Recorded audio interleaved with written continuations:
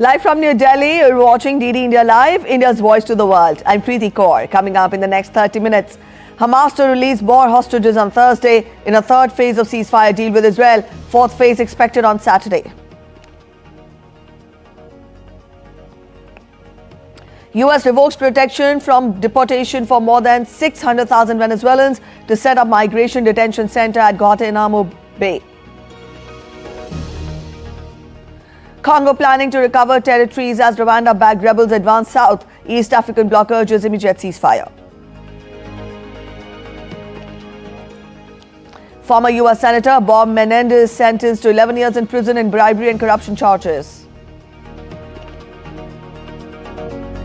Meta agrees to pay $25 million to settle Trump lawsuit. Forecast first quarter revenue below estimates.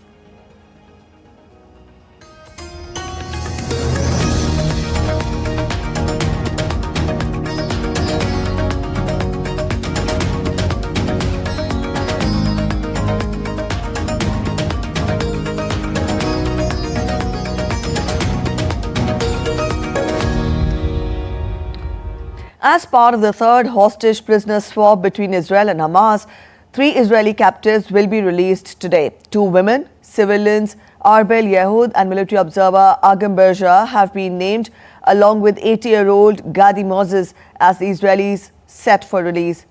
5 Thai nationals will also be released along with the hostages. In exchange for the Israeli hostages, 110 Palestinian prisoners are being freed from Israeli jails.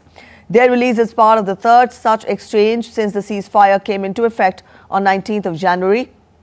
7 women have already been freed in exchange for more than 290 Palestinian prisoners held in Israeli jails. A fourth hostage release involving 3 male hostages is expected to take place on Saturday. The 2 sides are currently implementing the first 42-day phase of the agreement, which should see 33 hostages freed. The hostages to be released include Arbel Yehud, who was taken from her home in Nir Oz in southern Israel during the October 7th attacks. Yehud, as a woman and a civilian, should have been released last Saturday in the second exchange under the latest ceasefire deal. When she did not appear, the Israeli government accused Hamas of violating the agreement and in retaliation prevented hundreds of thousands of displaced Palestinians from returning to the north of Gaza. Israel lifted the block after Hamas pledged to release Yehud and other hostages this week.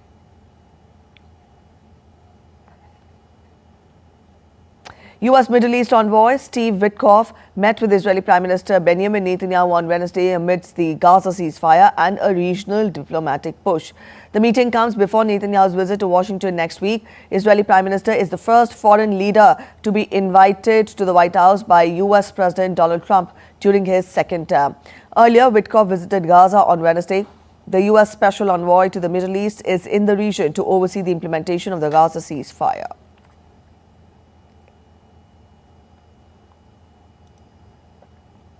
Syria's new leader, Ahmed al-Shara, was declared president for a transitional phase on Wednesday. Shara was also empowered to form a temporary legislative council for a transitional period until a permanent constitution for the country is decided. The announcements came during a conference on the victory of the Syrian revolution that was also attended by Shara, Foreign Minister Assad al-Shaibani, and the heads of the armed factions. Addressing the conference, Shara said that the first priority in Syria was to fill a vacuum in the government in a legitimate and legal way.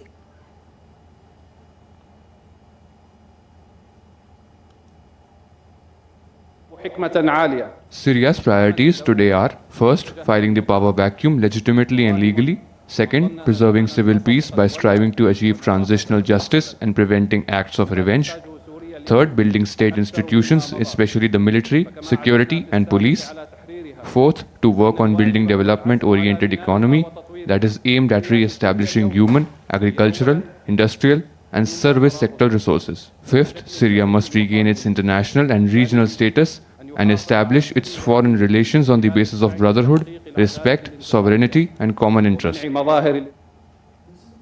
U.S. President Donald Trump announced plans to hold criminal illegal aliens at Guantanamo Bay military prison, a facility that has housed terrorism suspects since the 9/11 attacks. Trump said that he will order the Pentagon and the Department of Homeland Security to prepare a migrant detention facility at Guantanamo Bay for as many as 30,000 migrants. The U.S. naval... Today, I'm also signing an executive order to instruct the Departments of Defense and Homeland Security to begin preparing the 30,000-person migrant facility at Guantanamo Bay. Most people don't even know about it. We have 30,000 beds in Guantanamo to detain the worst criminal illegal aliens threatening the American people. Some of them are so bad we don't even trust the countries to hold them because we don't want them coming back, so we're going to send them out to Guantanamo. The U.S. naval base in Guantanamo Bay, Cuba, already houses a migrant facility separate from the high-security U.S. prison for foreign terrorism suspects that has been used on occasions for decades, including to hold Haitians and Cubans picked up at the sea. The detention facility at Guantanamo Bay was set up in 2002 by the then U.S. President George W. Bush to detain foreign militant suspects following the September 11, 2001 attacks on the United States. There are 15 detainees left in the prison. Trump's new Democratic predecessors, Barack Obama and Joe Biden, sought to shut down the Guantanamo Bay prison and were only able to reduce the inmate population, but Trump has vowed to keep it open. The Trump administration revoked protection from deportation of more than 600,000 Venezuelans in the United States as it highlights crime by a limited number of migrants. The United States grants temporary protected status or TPS to foreign citizens who cannot safely return home because of war, natural disasters or other extraordinary conditions. More than 7 million Venezuelans have fled their country over the last decade as the oil-rich country's economy implodes under leftist leader Nicolas Maduro, a bugbear of Washington who has faced major sanctions.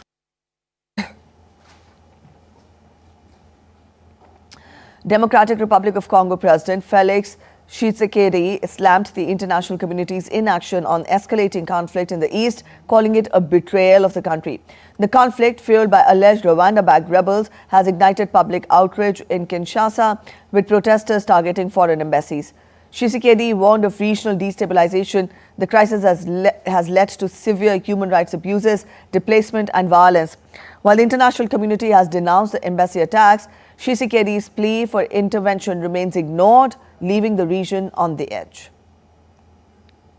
The M23 armed group, allegedly backed by Rwanda, has seized 2 districts in South Kivu, Eastern Democratic Republic of Congo, after capturing Goma in North Kivu. The advances have killed at least 17 people and injured around 370, worsening the region's humanitarian crisis. Also, DRC President lamented unprecedented worsening of the security situation in the east after a period of silence. DRC President Tshisekedi addressed the nation, vowing a robust military response to the ongoing offensive in Goma, stating that a strong counteroffensive is already in progress in the eastern region. Face à cette situation, in the face of this situation, let me reassure you that a vigorous, coordinated response against these terrorists and their sponsors is underway. Our valiant armed forces of the Democratic Republic of Congo, symbols of courage and patriotism, are fully mobilized, ready to defend each inch of our territory.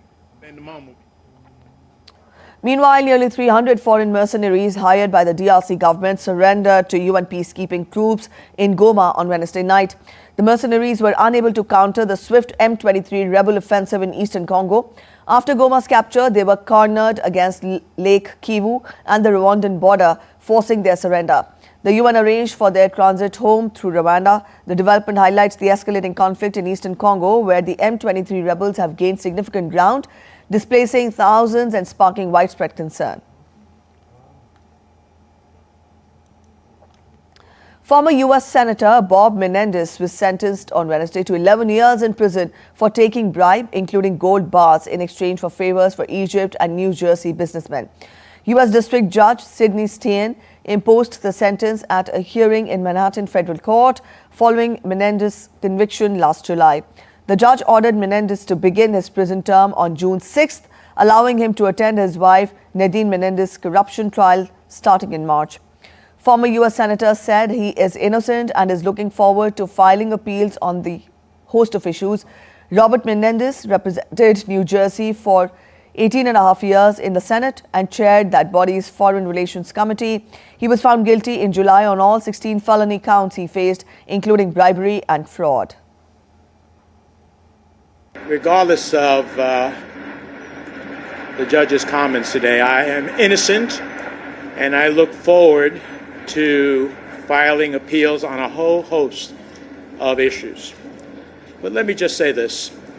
This whole process has been nothing but a political witch hunt by the Justice Department's NSD and prosecutors who are more interested in political scalps and preparing to run for public office like Damian Williams. Meta has agreed to pay President Donald Trump $25 million to settle a 2021 lawsuit he filed, claiming he was wrongfully censored by Facebook and Instagram after the U.S. Capitol riot. It is seen as a victory for Trump, as $22 million of the payment will go towards funding Trump's future presidential library. Remainder will cover legal fees and also payment to other plaintiffs in the case. Meta in the settlement will not admit wrongdoing over the suspension of Trump's accounts. Trump had widely criticized social media platforms for suspending his accounts after the January 6, 2021 insurrection. Zuckerberg has expressed support for Trump, and he has tweaked Meta's policies to lift restrictions on some content with the company's apps, which include Facebook, Instagram, Threads, and WhatsApp. In December, ABC News agreed to pay a $15 million settlement payment to resolve a defamation lawsuit brought by Trump, stemming from the on-air comments about him made by a top anchor. An independent research agency in Bangladesh, Center for Policy Dialogue, has called for holding the national elections soon, stressing that a stable political government is crucial for economic and investment growth. The agency noted that the economic situation of the country was quite vulnerable during the rule of the previous government. However, there has not been much improvement in the last 6 months. The interim government could not increase employment opportunities. A country cannot attract domestic and foreign investment unless there is political and institutional stability. The Ministry of Health and Population of Nepal has declared noted actress and social worker Manisha Koirala a goodwill ambassador for the National Immunization Program and HPV vaccination campaign. Actress Manisha Koirala, a cancer survivor, mentioned that women can be protected from the risk of cervical cancer if preventive measures are taken on time. She urged one and all to move ahead by joining hands in the campaign. The government is launching the campaign for the HPV vaccine against cervical cancer on February 4th. Over 1.6 million girls between 10 to 14 years of age, starting in grade 6 to 10th, as well as those out of school, would be immunized against cervical cancer across the country. A remarkable cultural fusion marked India's Republic Day celebrations in Muscat. A unique musical presentation titled Sur Sanduk, showcasing traditional Kerala percussion merged with Omani violin artistry, took the center stage during the event.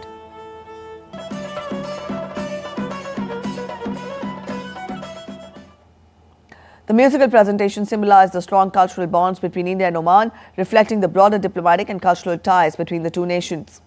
India's Commerce Minister Piyush Goyal was also in attendance.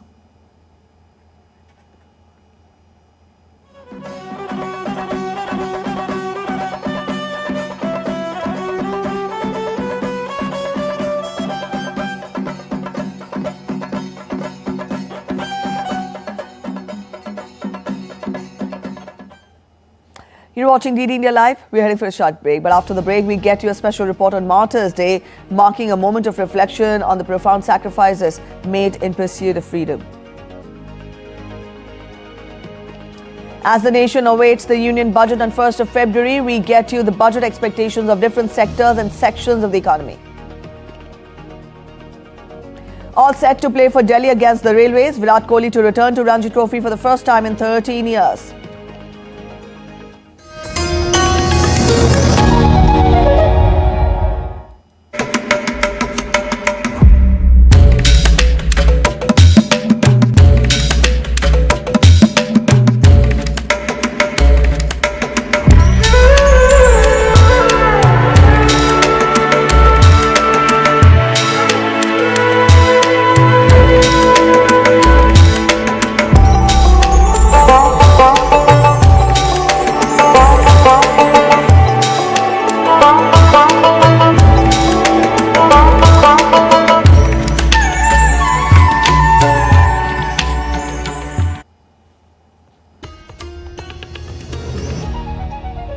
Welcome back after the break. You're watching DD India Live, and now we get to all the latest from Maha Kumbh, the largest gathering of humans on the planet.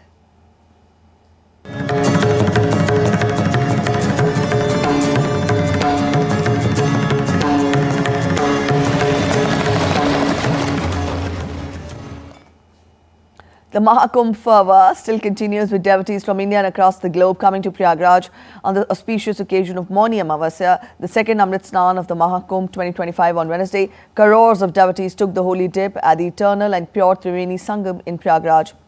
This was the first time that the saints, Naga sannyasis and akhadas broke the historic tradition of performing their first dip at the Sangam. In light of the circumstances, the akhadas postponed their Brahma Muhurat Amrit Snan and allow the devotees to take the first dip. Once the situation normalized, the akhadas followed their grand Amrit Snan tradition symbolically. The popularity of the Maha Kumbh and its cultural heritage are being recognized globally.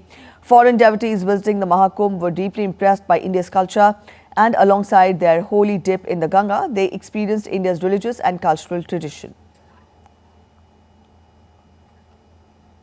Meanwhile, taking a stringent action, Uttar Pradesh Chief Minister Yogi Adityanath ordered a judicial probe into the stampede at Maha Kumbh on Wednesday. He also announced 25 lakh rupees compensation for the families of the deceased.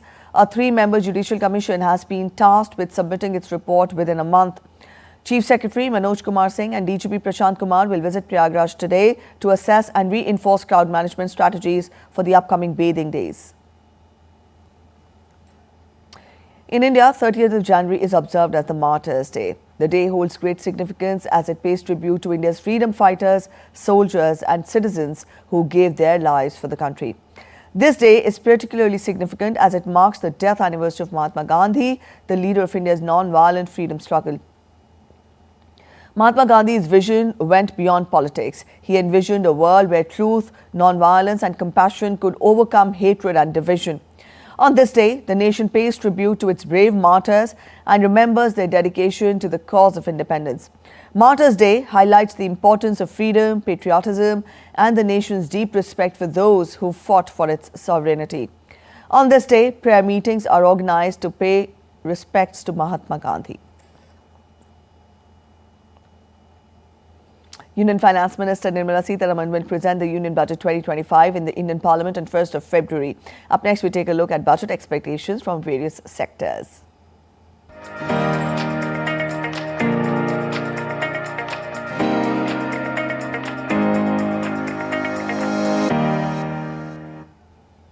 As India aims to become a global tourism powerhouse, expectations are high for the Union Budget 2025 to provide a significant boost to the sector. Young entrepreneurs in the travel business are looking for policy support, financial incentives and infrastructure upgrades to fuel growth. Our correspondent Kriti Vadera reports on how the upcoming budget could shape India's tourism industry. India's tourism sector is witnessing an unprecedented rise, fueled by domestic travelers and growing global interest, from adventure tourism in the Himalayas to spiritual circuits in Varanasi and Ayodhya.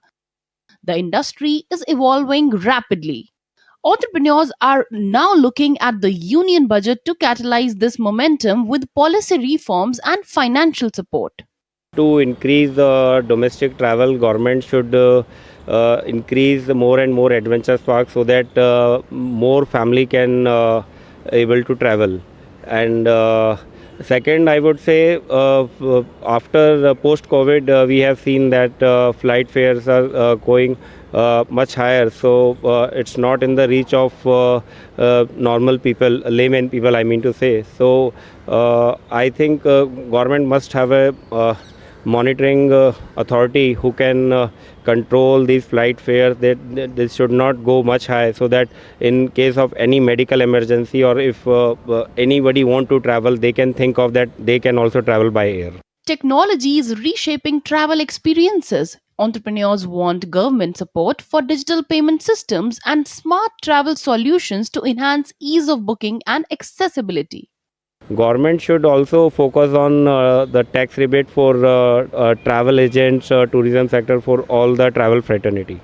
connectivity remains key to growth. With ambitious projects like new expressways, regional airports, and high speed rail corridors, the industry seeks increased budget allocations to improve last mile connectivity and accessibility to offbeat locations. With the tourism sector playing a crucial role for India's economic growth, young entrepreneurs are optimistic that the Union Budget 2025 will bring the right policy push. Will it deliver to their expectations?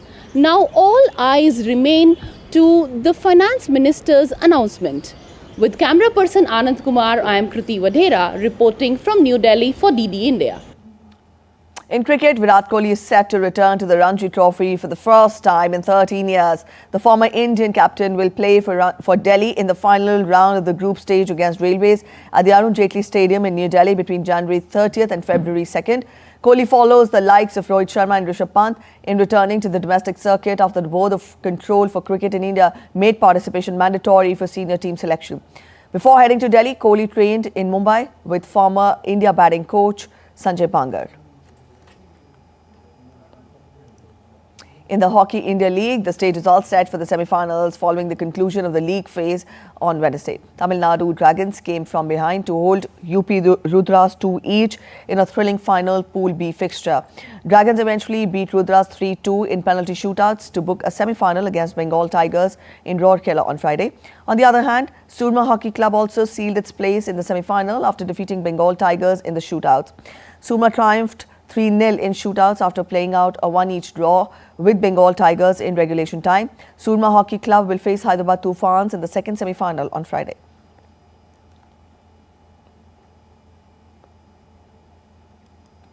The 8th edition of India's Olympics, in fact Junior Olympics, kicked off at Delhi's Jawaharlal Nehru Stadium, furthering the Khelo India and Fit India initiatives. On the first day, young athletes marched into the stadium, marking their presence. Lok Sabha Speaker MP CP Joshi officially inaugurated the event, praising the Junior Olympics initiative. Over 6,000 children from Delhi and National Capital Region are participating in the 6-day event, engaging in various sports and physical activities. The Junior Olympics aims to connect school children with sports and encourage them to put aside mobile devices and other digital gadgets to engage in physical activities. Manchester City kept their Champions League campaign alive by beating Belgian side Club Brugge for 3-1 in a nervy must-win match on Wednesday. Goals from Mateo Kovacic and substitute Savino, along with an own goal from Brugge, led the City to a crucial win. The victory secured Pep Guardiola's men a spot in the two-legged playoff knockout round. Before the game, a fire broke out in the merchandise stand outside the Etihad Stadium. The fire broke out near the entrance to the West Stand when the City were unveiling their new jersey signings nearby. That's it in this edition of DD India Live, but let us know your thoughts on the news of the day. For those of you on the go, you can get all the latest news and updates from India and across the world on the DD India mobile app. This app is available on both Android and iOS platforms, and you can download the respective QR codes. We'll be back with more news as it breaks here on DD India. I'm Preeti Kaur signing off, and from all of us in Delhi, thanks for watching DD India Live.